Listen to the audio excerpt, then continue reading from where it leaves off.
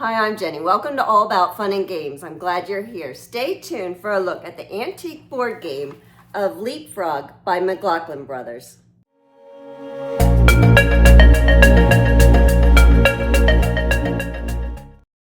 The antique game of Leapfrog by Mcloughlin Bros. Was published in the late 1800s, early 1900s. The game box shown depicts three boys, dressed to the age, playing an outdoor game of leapfrog. This jumping and fun activity is brought to the game board and is nicely displayed inside. It is a game mixed with strategy and chance.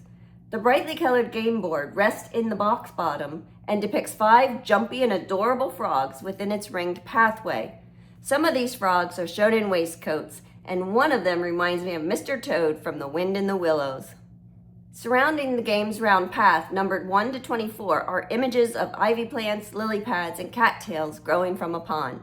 Moving around the board shares an example of the beautifully illustrated games that Mcloughlin Bros. Is known for. The game is played by 2 players. Each player is in control of 4 frogs. Starting side by side, one for each player on the numbered spaces of 1 through 4, players begin. They take turns spinning the spinner that is numbered 1 through 8 and also shows outlines of frogs on each of its numbers.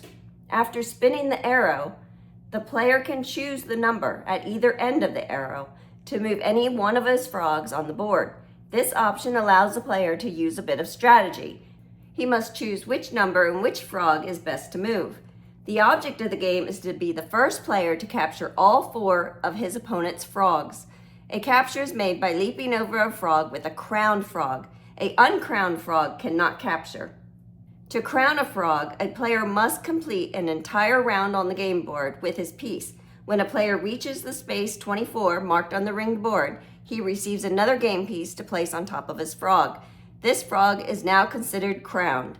If at any time a crowned frog leaps over his opponent's frogs by going beyond it by just 1 space, the leaped frog is captured and removed from the board. If 2 frogs of the same color occupy the same space and are leaped over, they cannot be captured. More than 2 uncrowned frogs cannot be on a space. Players enjoy spinning the arrow and leaping around the game board in attempts to capture all of his opponent's frogs. It's another fun game from Mcloughlin Bros. So there you have a look at the antique board game Leapfrog. Thanks for watching, and I'll see you next time here at All About Fun and Games.